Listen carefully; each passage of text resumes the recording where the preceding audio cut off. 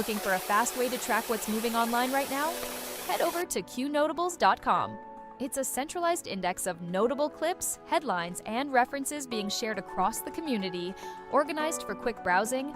Use it to spot patterns, pull links, and build your own research list. Qnotables.com. Browse the notables, verify the facts, stay informed.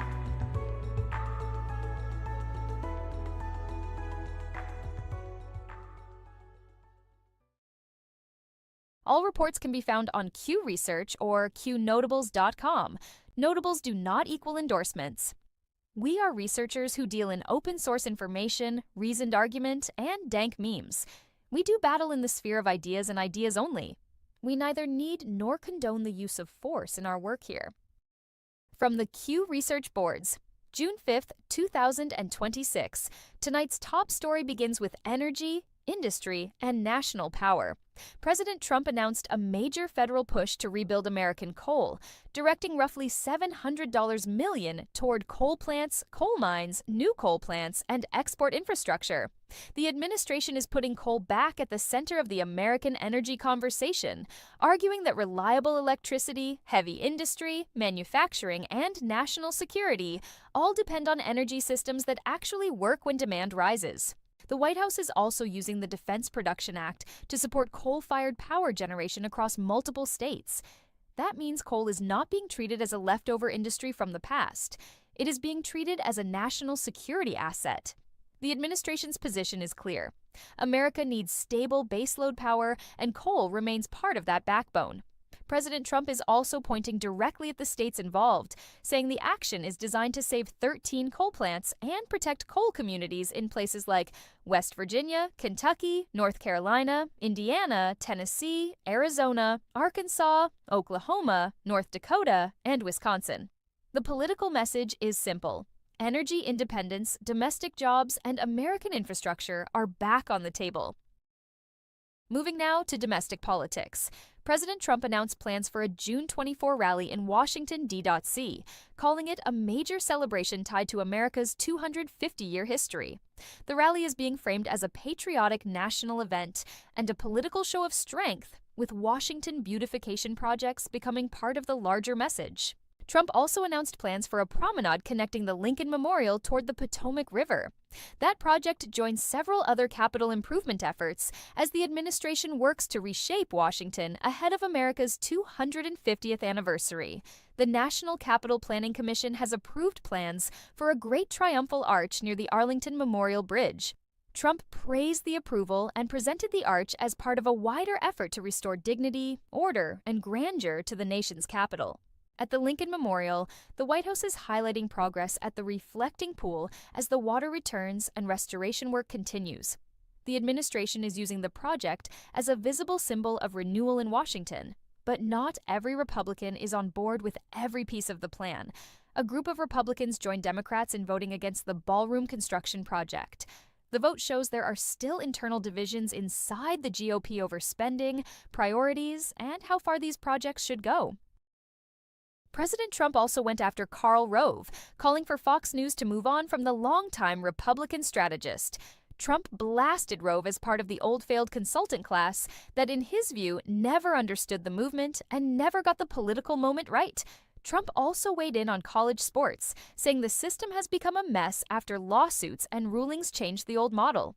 His argument is that without serious reform, many schools could be financially crushed by the new college athletics landscape. The White House marked 500 days of the Trump administration's current term with a more wins, more results message. The administration is using the milestone to reinforce its record on energy, borders, fraud enforcement, national strength, and economic policy. Trump's TikTok presence is also being promoted with claims of massive all-time viewership. The point is clear. Short-form video has become one of the main battlefields for political messaging, and the campaign knows it. Reports also say millions of children have already enrolled in Trump accounts. The program is being promoted as a way to give young Americans an early financial stake and turn long-term saving into a national policy priority. Now to election integrity. President Trump is again calling on Republicans to pass the Save America Act. The proposal focuses on voter ID, proof of citizenship, and tighter election rules. putting election integrity back at the center of the national fight. Trump thanked Senator Lindsey Graham for pushing the Save America Act forward. That puts Graham directly inside the fight over voter ID, citizenship proof, and whether Republicans will act on the election concerns their voters have been raising for years. California's election count is still drawing national attention as major races remain unresolved days after voters went to the polls. The delays are raising questions about vote counting, transparency, and why Americans are still waiting for final results in major races. Trump sharply criticized California's election process, saying the state's system is a warning sign for the country. His comments came as California continued counting ballots, and national attention turned to election speed, public trust, and ballot security. Judicial Watch has filed a federal lawsuit against California, alleging more than 873,000 inactive voter registrations remain on the rolls. The lawsuit argues the state has failed to properly clean voter lists under federal law. A federal judge also declined to immediately block President Trump's order, aimed at creating a federal voter eligibility list and tightening mail ballot rules. Legal challenges continue, but the decision keeps the administration's election security push alive. In Utah, about 9,000 voters in Toole County were mailed the wrong primary ballots. Officials blamed a vendor error and said corrected ballots would be sent out, but the mistake adds another election administration failure to the national conversation. At shop.isawaya.com, everything you buy supports Acun.top, the place where people talk freely no matter what. Check out our Acun Honey Pot, a jar of yummy honey that's as strong as your voice. Put it on toaster and tea. It's not just honey, it's freedom in every bite. Then there's Acun Butter, a smooth handmade skin cream that makes you feel good while you fight for what's right. Awesome wood and pieces for display only. Hang them up or set them out. They're for showing off Acun's tough spirit. Want to help even more? Get a proto membership. So go to shop.isawaya.com now and grab some goodies. Help Acun.top keep free speech alive, and let's keep the ideas flowing loud and free. Start your day right with Ahoy the Ship Show, where real talk meets real energy.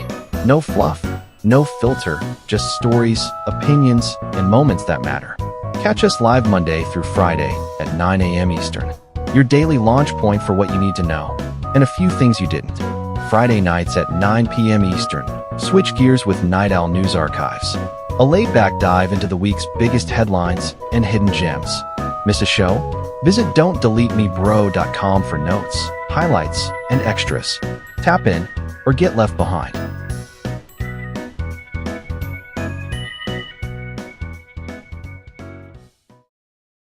All reports can be found on Q Research or Qnotables.com.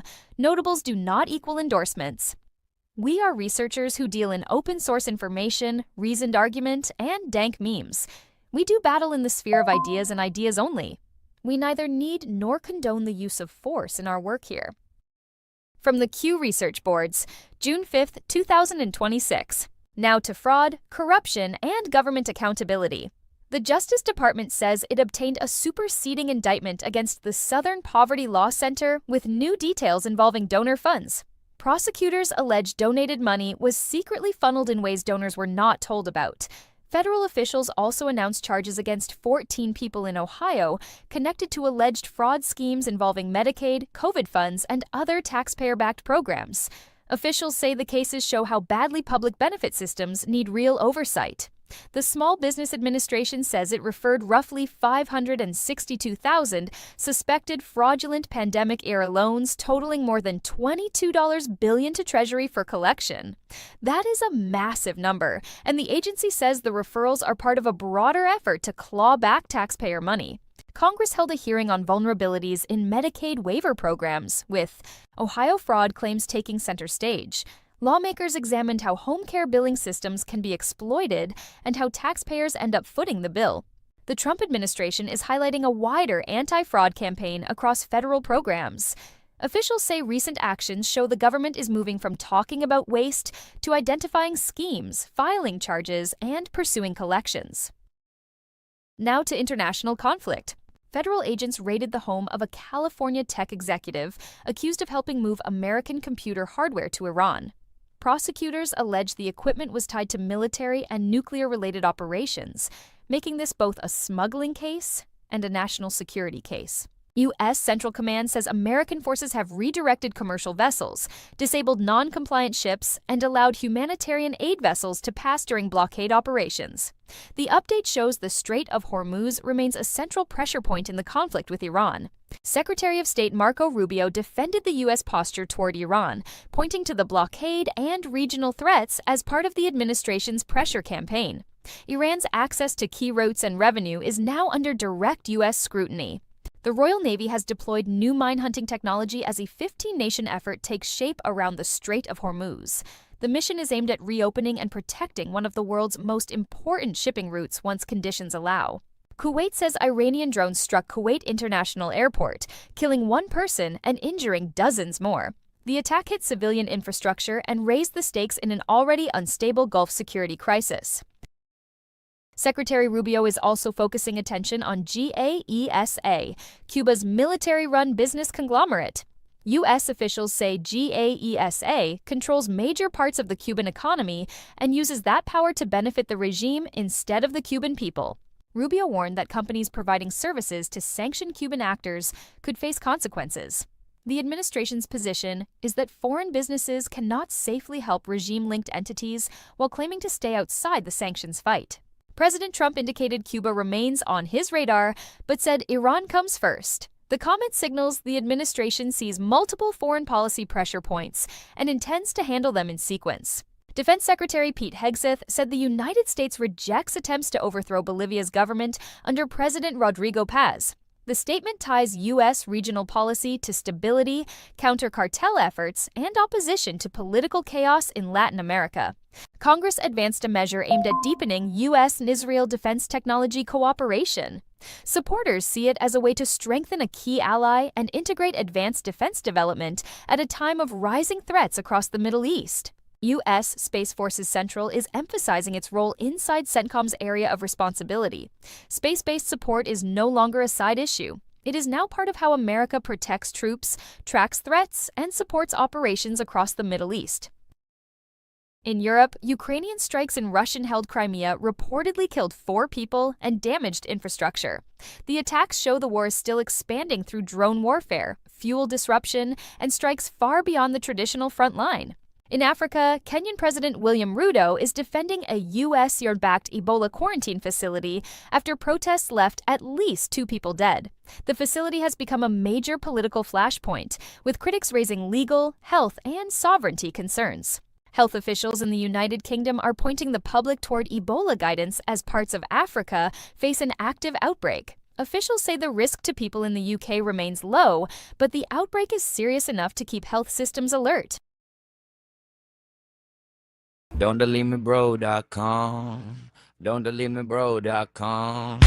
Don'tDeleteMeBro.com. Don'tDeleteMeBro.com. Don'tDeleteMeBro.com. Don'tDeleteMeBro.com. Don'tDeleteMeBro.com. Don'tDeleteMeBro.com. Share the site with others. Don'tDeleteMeBro.com. Don'tDeleteMeBro.com. Don'tDeleteMeBro.com. Share the site with others. Don'tDeleteMeBro.com. All reports can be found on Q Research or Qnotables.com. Notables do not equal endorsements. We are researchers who deal in open source information, reasoned argument, and dank memes. We do battle in the sphere of ideas and ideas only. We neither need nor condone the use of force in our work here. From the Q Research Boards, June 5, 2026. Now to crime and law enforcement. An Ohio man became the first person convicted under the Take It Down Act after pleading guilty in a case involving AI-generated obscene material and cyber-stalking. The case marks a new phase in law enforcement's response to digital abuse and AI exploitation. Lawyers for Tyler Robinson, the man accused of killing Charlie Kirk, are asking to seal evidence and close parts of a key hearing. Prosecutors are expected to present major evidence in July, and the defense says public exposure could affect the jury pool. Former National Security Advisor John Bolton is expected to plead guilty in a classified information case. Reports say the deal includes a guilty plea to one count and a multi-million-dollar fine, with sentencing still up to the court. The House Oversight Committee released transcripts from interviews involving former Attorney General Pam Bondi and Jeffrey Epstein prison guard Tova Noel. Lawmakers are continuing to examine the handling of Epstein-related records and prison events. A security guard was reportedly shot with a crossbow on a university campus in the United Kingdom. The suspect has been described as a former student, and the case is now being treated as a serious campus security incident. No state charges will be filed against Don Lemon in connection with a worship service raid story. The decision closes that part of the case, but the incident remains part of a larger public debate over media behavior, religious spaces, and accountability. In South Carolina, an investigation into fake identification documents led to ICE detaining 48 immigrant workers and prosecutors, indicting 6 people. Officials say the case involved identity theft, fake IDs, and employer-side conduct, not just immigration status. Los Angeles authorities carried out another narcotics enforcement operation around MacArthur Park. Officials say the effort targeted open-air drug activity in an area that has become a repeated enforcement priority. Now to technology, cyber, and future threats. Cybersecurity researchers are warning about a new HTTP/2-bomb denial of service attack affecting major web servers, including NDGINX, Apache, IIS, Envoy, and Pingora. The discovery is a reminder that core internet infrastructure remains a constant target. The CIA is recruiting science, technology, and weapons analysts to study foreign threats, cyber warfare, emerging technology, and weapons systems. The post shows how intelligence work is moving deeper into technology, data, and advanced systems. Chile has been a global leader in the push for neuro rights, placing legal attention on brain data, mental privacy, and neurotechnology. As brain-computer tools advance, governments are beginning to ask who owns the data inside a person's mind. Now to health, culture, and institutional changes. The Pentagon has reduced the military's list of recognized religious and belief system codes from more than 200 to 31. Officials say the old list was too large and impractical, while critics argue the change could erase important personal identity options for service members. Missouri lawmakers passed a wide package of healthcare-related changes during the 2026 legislative session. The measures cover Medicaid, healthcare access, professional rules, and patient services, with final decisions moving through state leadership. Sanatoriums are returning to public discussion as people look back at older healthcare models built around isolation, rest, and long-term recovery. The history matters because modern healthcare is again debating how to handle chronic illness, infectious disease, and overwhelmed hospitals. A resurfaced 1,985 IRS memo on the 16th Amendment is drawing renewed attention online. The document is being used in tax law debates and is now part of a wider fight over federal power, taxation, and constitutional interpretation. The NFL's main social media accounts were reportedly quiet on the first day of Pride Month. The silence stood out because major sports leagues have spent years making cultural messaging part of their public branding. And that is the full rundown. Tonight's show starts with American energy and coal, moves through Washington politics, election integrity, fraud enforcement, global conflict, crime, cyber threats, and closes with culture, healthcare, and institutional shifts.